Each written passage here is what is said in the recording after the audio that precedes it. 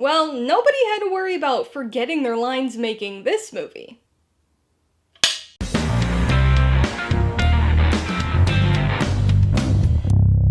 Hey everybody, welcome to Mainely Movies. As part of my coverage of TIFF50, the 2025 Toronto International Film Festival, today I'm going to be talking about the 2025 action thriller Motor City, which will be released in theaters on July 24th. If you're new here, please consider subscribing for a variety of movie-related content, like reviews, rank lists, and recommendations. All my reviews include a breakdown of the pros and cons, my rating, and even some tailored film recommendations. So be sure to watch through to the end of this video for all of that extra content.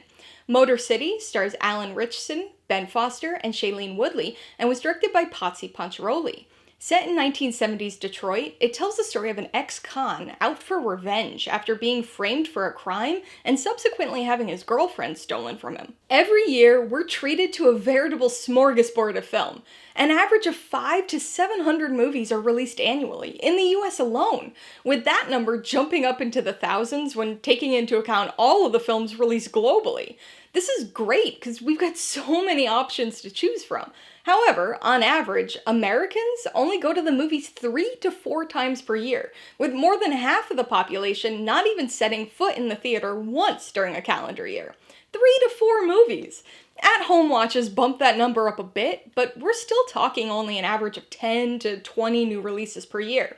Needless to say, individual films face a lot of competition. A good chunk of most people's annual new movie quota is allocated to familiar IPs and franchises, as well as big, well-promoted blockbusters. But what about all the other kinds of movies? How can they convince somebody to take a chance on them and use up one of their few annual trips to the movies? These are films that really have to compete for our attention among the literal hundreds of other options. And the ones that usually succeed have some sort of hook to entice you. Something different or unique to pique your interest and draw you in. Sometimes it's a wild premise. Sometimes it's an unexpected genre mashup. And sometimes some sort of gimmick does the trick. And that is exactly what helped Motor City stand out among a sea of other films at TIFF50 last year. So what did Motor City have that was so unique? Interestingly, it was actually something that it didn't have. Motor City is an almost entirely dialogue-free film. Across its entire 103-minute runtime, you can count the number of lines spoken by all of the characters combined on one hand. Show, don't tell is a foundational screenwriting principle, and this film really takes that advice to heart, conveying its story through everything but words. There's a silent intensity to the characters, but this is not a silent movie by any means. It's got some very solid sound design, with a rock-forward score and a killer soundtrack of 70s rock and disco hits curated by the film's music director, none other than Jack White. And White seems to take a page from Edgar Wright's musical playbook here, using a series of songs, often diegetically, to set the tone and propel the story from one beat to the next. Some may find the endless succession of songs a bit overbearing and another gimmick in and of itself, but as a big fan of classic rock, the music and its incorporation into the broader sound design was a big draw for me, and went a long way towards making the whole dialogue-free thing work for a feature-length movie. As you might suspect, the story here is fairly straightforward. The physical performances, especially by Ritchson, play a large role in conveying the thoughts and emotions that words do not, but understandably, there's not a whole lot of complexity to the plot. Motor City is 1 part love story, 1 part corrupt crime thriller, and then about 5 parts action-filled revenge tale. It takes some time to set up the dramatic, emotionally motivating elements of the story, but things really get wild once the action is finally unleashed. This has got some entertaining and brutally violent action to it. It's visceral and gritty, but also very stylized. Explosions, shootouts, creative car chase fights, all manner of stabbings. This really ramps up to some bloody, over-the-top carnage that had my audience at TIFF cheering and clapping. It might not play quite as well for people who can't get on board with the stylistic excess of it all, or those who grow tired of the no dialogue gimmick, but this hard-hitting actioner is definitely gonna find some admirers among genre fans.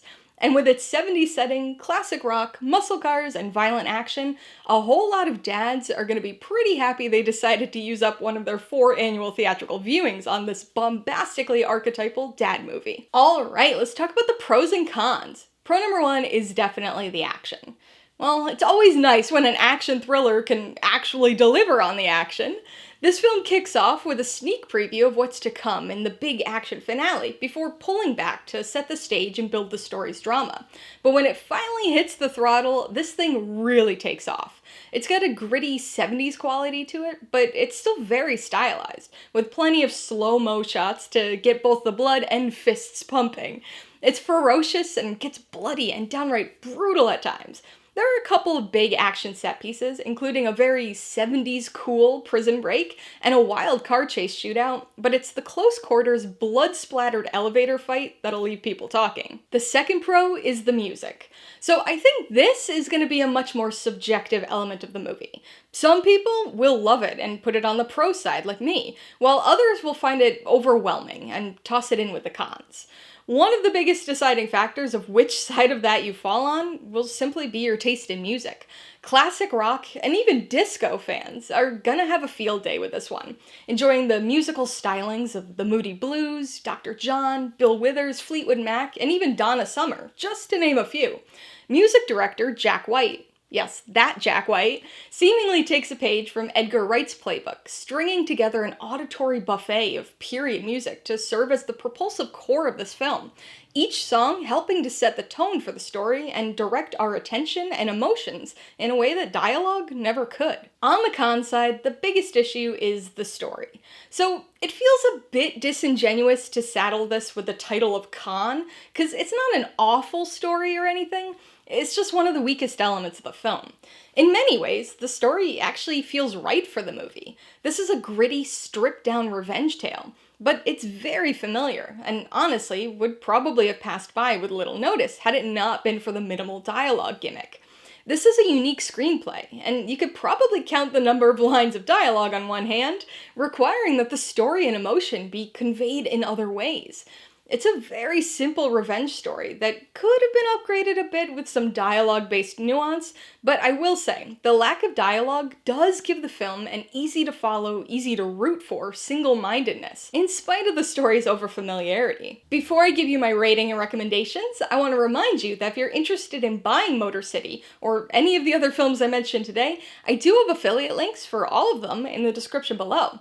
I get a small commission from anything you buy using one of my links, so I'd really appreciate it if you use them, if you're in the market for any of these movies or anything else. I'm gonna give Motor City 3.5 out of 5 paws. This is a ferocious 70s set action thriller that's sure to please genre fans. With minimal dialogue and maximum bloody violence, this music-driven revenge story about love and corruption in Detroit rock and disco city is brutally entertaining.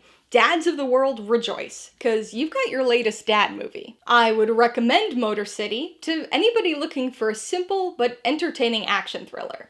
This has got the grittiness of a 70s crime drama thriller, but with the stylized brutality of a modern action thriller. Some people may find it all a bit too much, but this is an archetypal dad movie, tailor-made for fans of classic rock, muscle cars, and good old-fashioned hard-hitting action. If you liked Motor City, I would recommend Kill. When an army of bandits try to hijack a passenger train, a pair of commandos fight to try to protect the passengers. It may not be a music-driven period piece, but this Indian action thriller more than delivers on revenge-fueled, blood-soaked action carnage. If you'd like some more commando revenge, you'll definitely want to watch Sisu. Set in 1944 Finland, this tells the story of an army commando turned gold prospector who sets out on a blood-soaked, limb-strewn path of revenge after a platoon of Nazis try to rob and kill him. This has got some more wonderfully brutal, over-the-top pulpy action, and a main character who utters only a handful of words over the course of the film. And if you'd prefer a crime thriller that's actually from the 70s, you should check out The Driver.